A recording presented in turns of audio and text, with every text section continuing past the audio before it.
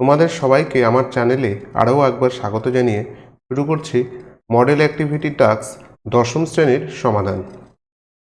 তাহলে একের 1 নম্বর অঙ্কটা কি বলেছে, এক্স প্রপোর্শনাল টু ওয়াই এবং ওয়াই ইকুয়াল টু 3 যখন x equal two 9, x equal two 25 হলে ওয়াইয়ের ধনাত্মক মান হবে কত। ঠিক আছে, তাহলে আমরা শুরু করি। আমাদের তাহলে প্রথমে এখানে দেওয়া আছে X proportional to Y square দেওয়া আছে। তাহলে এখান থেকে আমরা কি লিখতে পারি, এখান থেকে আমরা লিখতে পারি X equal to K Y square. তাহলে তোমরা জানো কেটা কি, কে হচ্ছে এখানে ভেদ ধ্রুবক, তাই তো, কে ভেদ ধ্রুবক। আচ্ছা, এটাকে আমরা 1 নম্বর সমীকরণ দিয়ে দিলাম। এবারে প্রথমে দেখো, প্রথমে বলেছে ওয়াই ইজ ইকুয়াল টু 3, ঠিক আছে, যখন এক্স ইকুয়াল টু 9। তাহলে মানটা বসিয়ে দিই। তাহলে 1 থেকে কি পাই, তাহলে 1 থেকে পাই,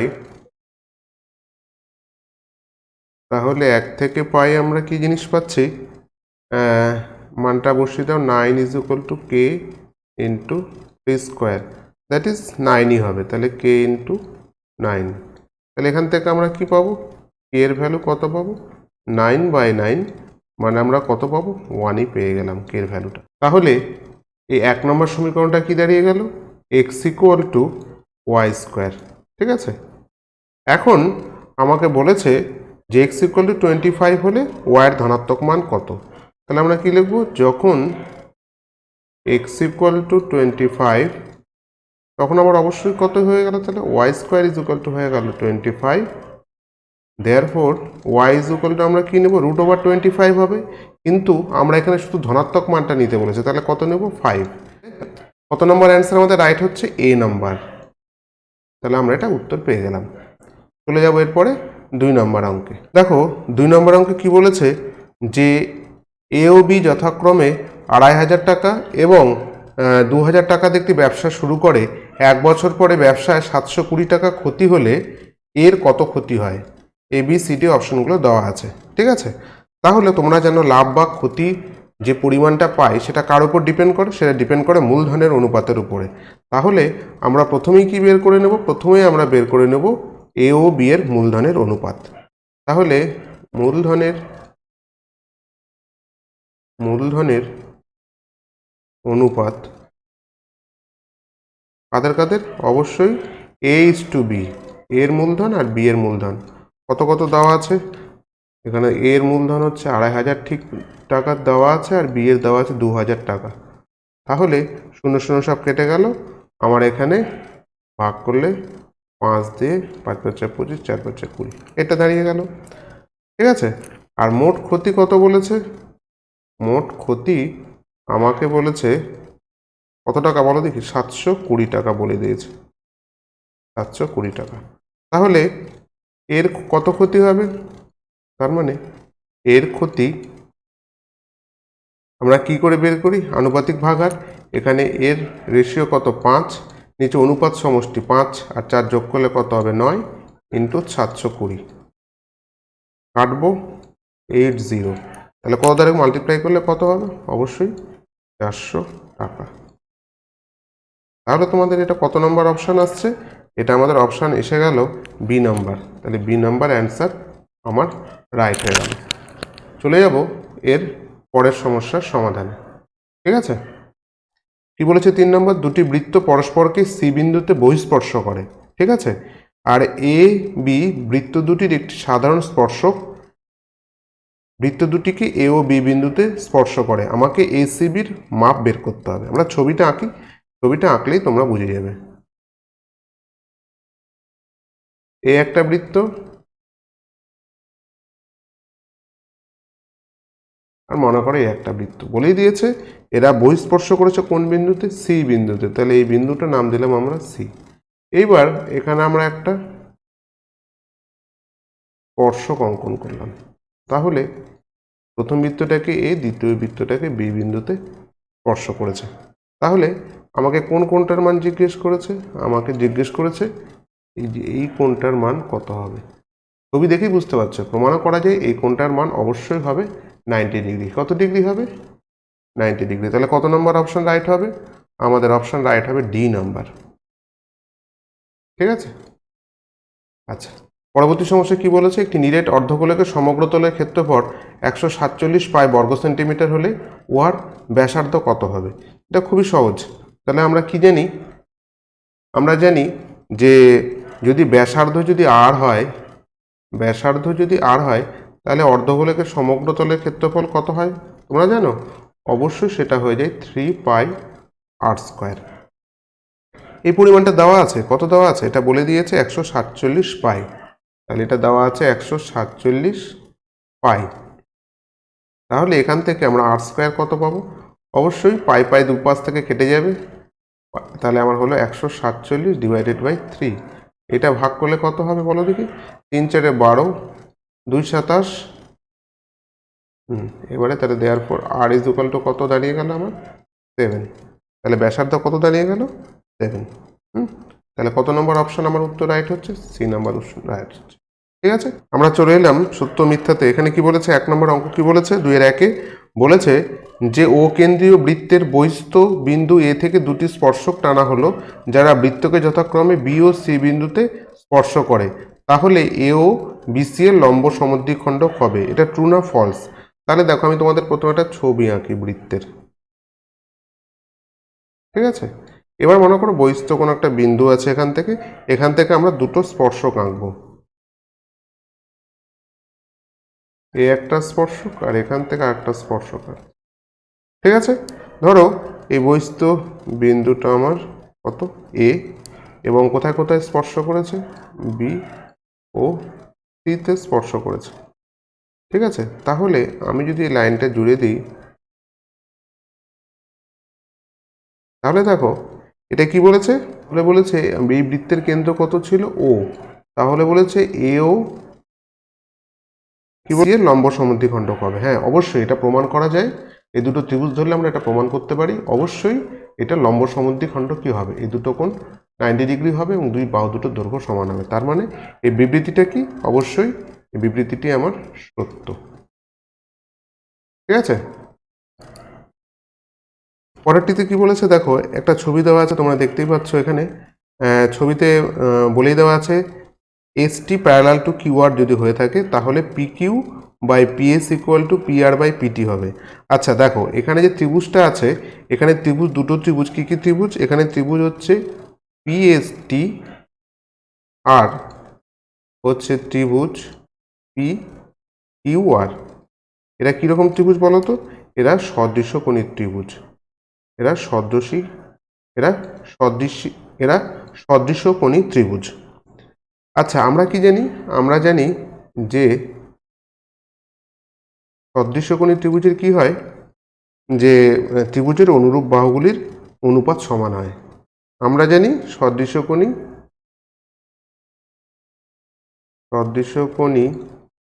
ত্রিভুজের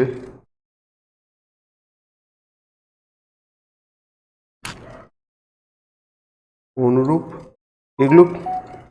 তোমাদের এগুলো কিছুই করতে হবে না, কিন্তু তোমাদের বুঝিয়ে দেওয়ার জন্য আমি ডিটেলসে করছি। অনুরূপ বাহুগুলির অনুপাত সমান হয়। বাহুগুলির অনুপাত সমান, তাই তো? অনুপাত যদি সমান হয় তাহলে আমরা এখানে কি লিখতে পারি? এই যে ত্রিভুজের যে ছবিটা তোমরা দেখতে পাচ্ছ, তাহলে আমরা এখান থেকে কি লিখতে পারি? আমরা এখান থেকে লিখতে পারি যে PS by PQ is equal to PT by PR. আচ্ছা, এটাকে আমরা তো উল্টে রিভার্স অর্ডার করে দিতে পারি, মানে উল্টে দিয়ে লিখতে পারি, তাহলে তো অনুপাতটা সমানই হবে। তাহলে PQ by PS equal to PR by PT. তোমরা এই লাইনটি একবারেও লিখতে পারো, তাতেও কোনো অসুবিধা নেই। এখানে জাস্ট কথা হচ্ছে সদৃশ্যকোণী হলে অনুরূপ বাহুগুলির অনুপাত সমান হবে। তাহলে অনুরূপ বাহুর অনুপাতটা আমার সমান হলো। তাহলে এখানে যে তথ্যটি বলেছে এটি অবশ্যই সত্য। এটা কি হবে? আমার উত্তরটি সত্য হবে। ঠিক আছে, আমরা চলে যাব এর পরের সমস্যায়। 3 নম্বর সমস্যায় কি বলেছে দেখো, এখানে বলেছে শঙ্কুর তির্যক উচ্চতা শঙ্কুর উচ্চতা দ্বিগুণ হলে শঙ্কুর ব্যাসার্ধ হবে উচ্চতা ইন্টু √3। আচ্ছা, তাহলে শঙ্কু, এই হলো শঙ্কু, ছবিটা আমি একটু এঁকে নিচ্ছি তোমাদের বোঝার সুবিধার জন্য। আচ্ছা, দেখো উচ্চতা এখানে বলেই দিয়েছে কত, h, আর এখানে বলে দিয়েছে তির্যক উচ্চতাটা কত, 2h। আমাকে এই যে ব্যাসার্ধটা আছে এর মানটি বের করতে হবে, তাই না?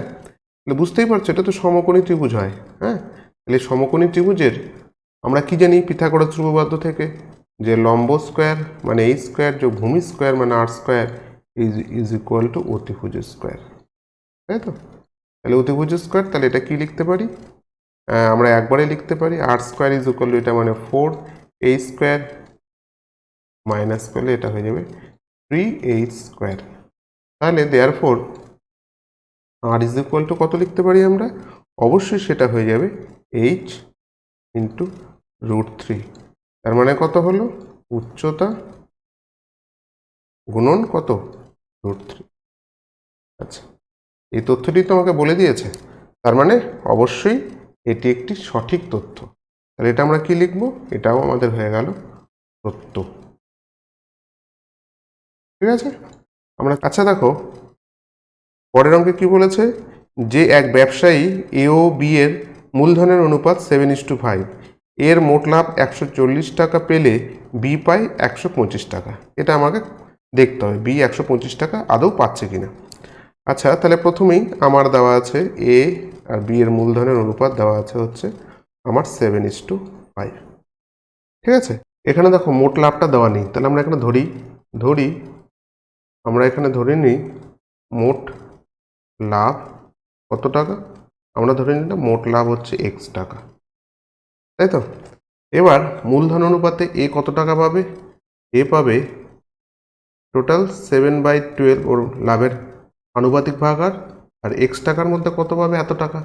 তাহলে এই টাকাটা সমান কত বলে দিয়েছে আমার 140 টাকা।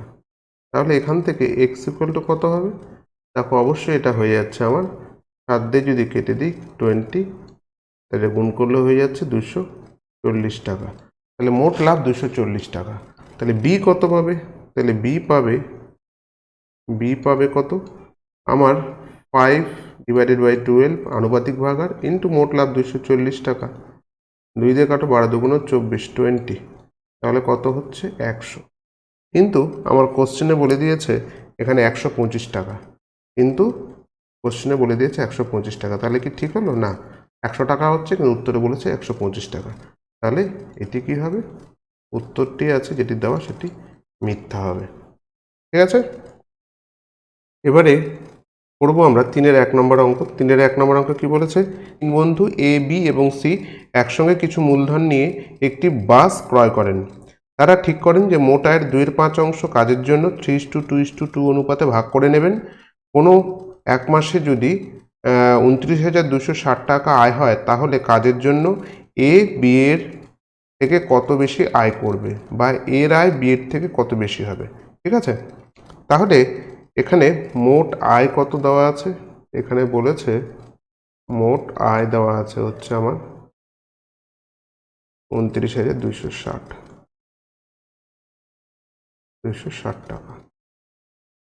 আচ্ছা, তাহলে কাজের জন্য কত ভাগ হবে, তাহলে কাজের জন্য ভাগ হবে 2/5 মোট আয়ের, তাহলে 29260 ইন্টু 2/5 এত টাকা। অবশ্যই কাটাকুটি করলে এটা আমার কত দাঁড়াবে বলো দেখি, 5852, তাহলে এটা হয়ে গেল 5852 টাকা। এখন দেখো অঙ্কে কি বলে দিয়েছে, যে যে কাজের জন্য ভাগ যে হবে সেটি কে কি পাবে, কীরকম, A:B:C প্রত্যেকে কত করে পাবে, A:B:C এদের অনুপাত বলে দিয়েছে, আর এই কাজের জন্য যত টাকা পাবে তার ভাগটা হবে এইভাবে 3:2:2। আমাকে প্রশ্নে বলেছে যে এর আয় বি এর থেকে কত বেশি হবে। আচ্ছা, এখন দেখো এই যে মোট তাহলে অনুপাত সমষ্টি কত? তাহলে অনুপাত সমষ্টি হচ্ছে এখানে 3 2 5 2 7। তাহলে এর আয় কত? এর আয় হবে অবশ্যই 3 7 গুণন এই যত মোট টাকাটা কাজের জন্য ভাগ হবে সেই টাকাটা 5852। তুমি যদি কাটাকাটি করো এটি কত পাবে? এটি হয়ে যাবে তোমার 836। মাল্টিপ্লাই করো, মাল্টিপ্লাই করলে পাবে তুমি হচ্ছে 250 টাকা। ঠিক আছে, একইভাবে বি এর আয় কত হবে? বি এর তো 2, তাহলে 2 বাই আনুপাতিক সমষ্টি ইন্টু 5852 অনুপাত সমষ্টি। তাহলে কাটাকাটি করবো, 2 দিয়ে কাটলে হবে 836 টাকা এবং এটি মাল্টিপ্লাই করলে হবে 1672 টাকা। তাহলে কত বেশি হচ্ছে? আমার বলেছে যে এর আয় কত বেশি, তাহলে এর আয় বি এর আয় থেকে বেশি, অবশ্যই মাইনাস করব আমরা। কত বেশি? 2508 মাইনাস 1672 টাকা। এটা করলে কত হবে? 836 টাকা। ঠিক আছে, পরের অঙ্কে কি বলেছে? একটি লম্ববৃত্তাকার চোঙ এবং একটি লম্ববৃত্তাকার শঙ্কুর ভূমিতলের ব্যাসার্ধের দৈর্ঘ্যের অনুপাত 3:4 এবং তাদের আয়তনের অনুপাত 9:8। চোঙ ও শঙ্কুর উচ্চতার অনুপাত নির্ণয় করো। ঠিক আছে, তাহলে আমরা প্রথমে ছবিটা এঁকে নিই।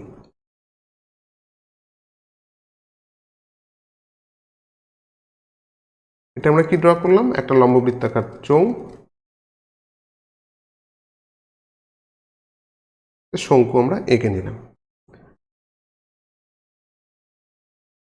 আমি এর উচ্চতাটা ধরলাম কত? h1, আর এর যে উচ্চতাটা, এর উচ্চতা ধরলাম আমরা h2। ঠিক আছে, এখানে অনেক কিছুই বলে দেওয়া আছে। প্রথমে বলে দেওয়া আছে ভূমিতলের ব্যাসার্ধের দৈর্ঘ্যের অনুপাত। তাহলে এখানে দেওয়া আছে ব্যাসার্ধের দৈর্ঘ্যের অনুপাত আমার হচ্ছে এখানে বলে দিয়েছে 3:4, তাই তো? তাহলে আমরা ধরেই নিতে পারি এর ব্যাসার্ধ 3r আর এর ব্যাসার্ধ কত? 4r। তাহলে ধরি ব্যাসার্ধ গুলি হলো কত কত বলো? 3r। এখানে যেহেতু কোনো ইউনিট দেওয়া নেই, আমরা একক বলে লিখব। 3r একক এবং 4r একক।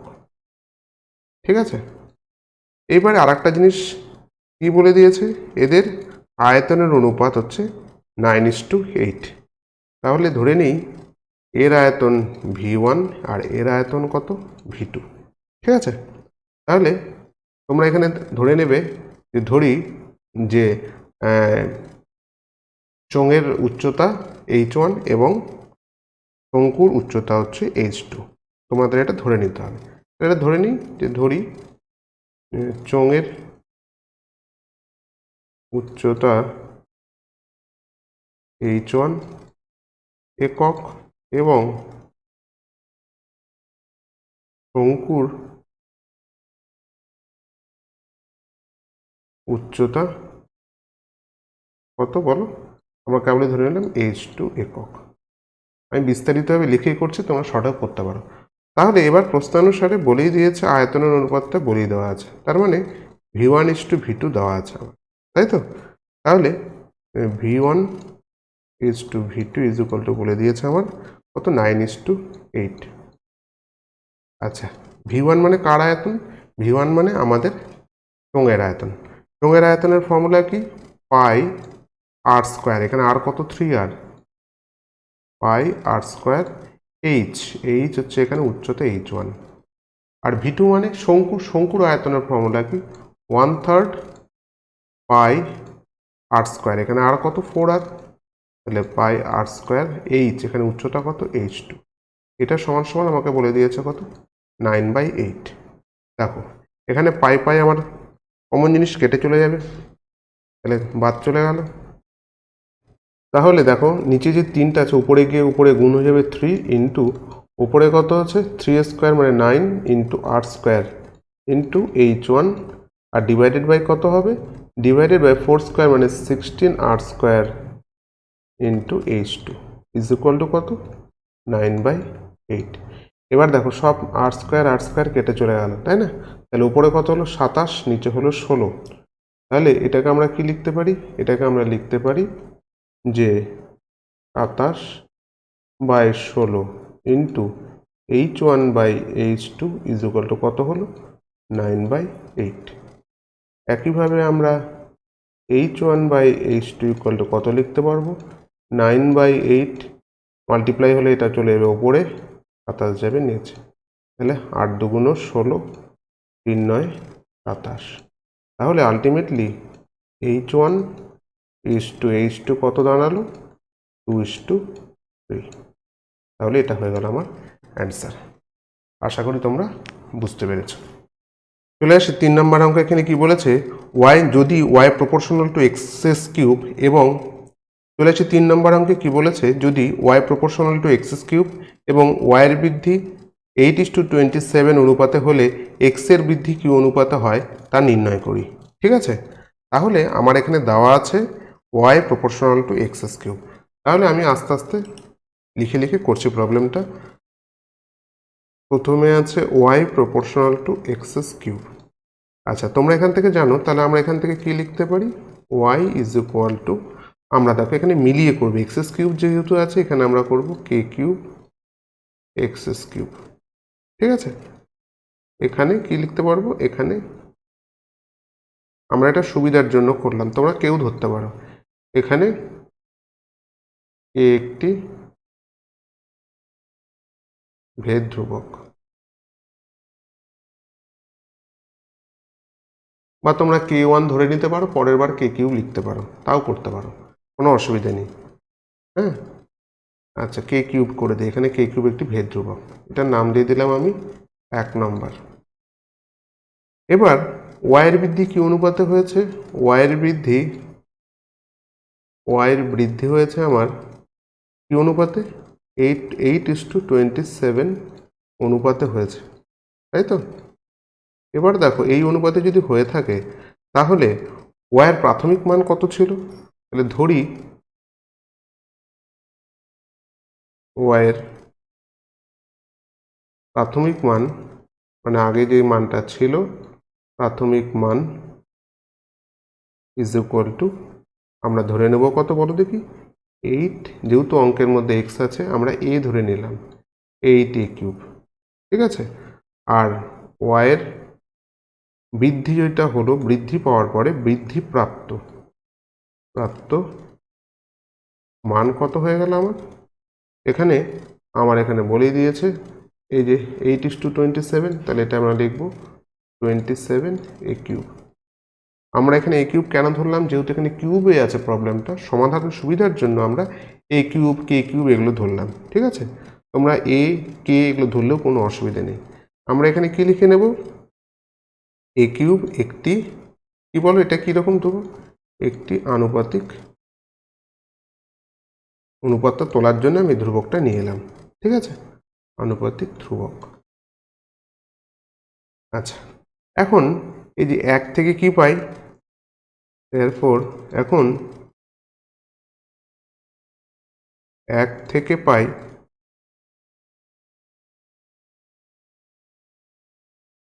পাবো। দেখো প্রথমে যখন ছিল আমার কি ছিল, যখন আমার ছিল y is equal two 8a cube ছিল, তখন ঘটনাটা কি দাঁড়াচ্ছে, আমি এই সমীকরণটাতে বসিয়ে দেবো। হ্যাঁ, তাহলে y এর জায়গায় বসিয়ে দিলাম, তাহলে কত হলো 8a cube is equal to কত হচ্ছে কে কিউব এক্স কিউব, তাই না? দেখো এখান থেকে x cube is equal to কত আসছে 8a cube by K cube. আমি এই কিউবটা তুললে সুবিধা হবে একবার, এই জন্যই আমি এখানে কে কিউব এ কিউব ধরেছি। তোমরা এখানে কে বা এ ধরলেও কোনো অসুবিধা নেই। তাহলে এখান থেকে আমরা এক্স ইকুয়াল টু কী লিখতে পারি, কিউব রুট করলে 8 কিউব রুট 2, এর কিউব রুট এ, আর নিচে হবে কে। ঠিক আছে, তাহলে এক্সের মানটা পেয়ে গেলাম। আবার যখন পরের মানটা ধরবো, যখন y is equal two 27 A cube, তখন কি দাঁড়িয়ে যাচ্ছে 27 এ কিউব ইজ ইকুয়াল টু আমার হয়ে যাচ্ছে এ কিউব এক্সএস কিউব। একইভাবে আমরা এখান থেকে x's cube is equal to কত হবে 27 এ কিউব বাই এখানে হয়ে যাচ্ছে আমার কে কিউব। তাহলে এখান থেকে আমি কি পাবো, এক্স এর ভ্যালুটা কত পাবো, 27 এর কিউব রুট করলে 3, এখানে হবে এ ডিভাইডেড বাই হবে কে। ঠিক আছে, তাহলে দেখো এক্স ছিল আগে এইটা, আর ওয়াইয়ের মান বেড়ে যাওয়ার সঙ্গে সঙ্গে এক্স এর মানটাও বেড়ে হলো এই ভ্যালু। তাহলে আমরা লিখতে পারি এক্স এর বৃদ্ধির অনুপাত, অবশ্যই প্রথমে আমরা পুরনো মানটাকে লিখব, মানে কত 2a বাই কে অনুপাত 3a বাই কে। তাহলে দেখো সব কমন ফ্যাক্টর আছে, এ কেও কমন ফ্যাক্টর, তাহলে আমরা কি লিখতে পারি 2:2।